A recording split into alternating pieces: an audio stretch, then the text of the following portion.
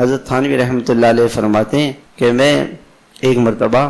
میرے لکھنے کا وقت تھا، قرآن حدیث کی دین کی باتیں تفسیر لکھتے رہتے تھے، میں بیٹھ گیا اور مجھے کوئی مضمون سمجھ میں نہیں آئے، دل بڑا پریشان، میں حیران ہوں کہ بھی کیا بات ہے۔ تو میں نے سوچنا شروع کیا، اچھا ہوا یہ تھا کہ صبح صبح یا رات کو گھر والے اہلیہ محترمہ کہیں چلی گئی اور انہوں نے جاتے وقت کہا تھا کہ صبح مرغیوں کا ڈربہ کھول دینا تاکہ مرغیاں جا کے اپنا کھائیں پئیں۔ میں بھول گیا تھا۔ اب وہ مرغیاں اندر پریشان،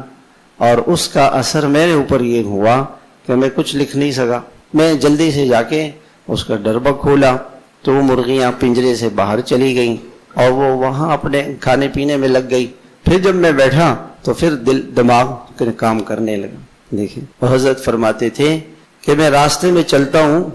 اگر کہیں کتا آ جائے، بلی آ جائے، گدھا آ جائے، کوئی جانور آ جائے تو میں اس جانور کو راستے سے نہیں ہٹاتا، یا بیٹھا ہوا ہے تو میں اس کے پاس سے نہیں گزرتا کہ اس کو تکلیف ہوگی، اس کو راستہ خالی کرنا ہوگا،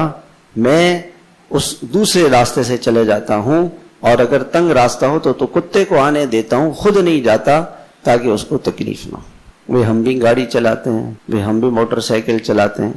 اکثر جگہوں پہ آپ نے دیکھا ہوگا دونوں آمنے سامنے کھڑے ہیں، تو بھائی اگر کوئی ایک رک جائے اور دوسرے بھائی سے کہ بھائی آپ پہلے آ جاؤ، یہ نیکی ہے، یہ ثواب ہے، یہ اجر ہے، یہ انسانیت ہے، یہ اخلاق، اور آپ بھی چلے گئے، وہ بھی چلا گیا، اب آپ کو بھی غصہ آ گیا، اس کو بھی غصہ آ گیا، آپ کا بھی وقت ضائع ہو گیا، اس کا بھی وقت، دونوں نیکیوں سے محروم ہو گئے، شیطان آ گیا، لڑائی ہو گئی۔ دینے کا مزاج ہونا چاہیے، لوگوں کے ساتھ شفقت کا، نرمی کا مزاج ہونا چاہیے، کوئی بات نہیں، ہم بعد میں چلی جائیں۔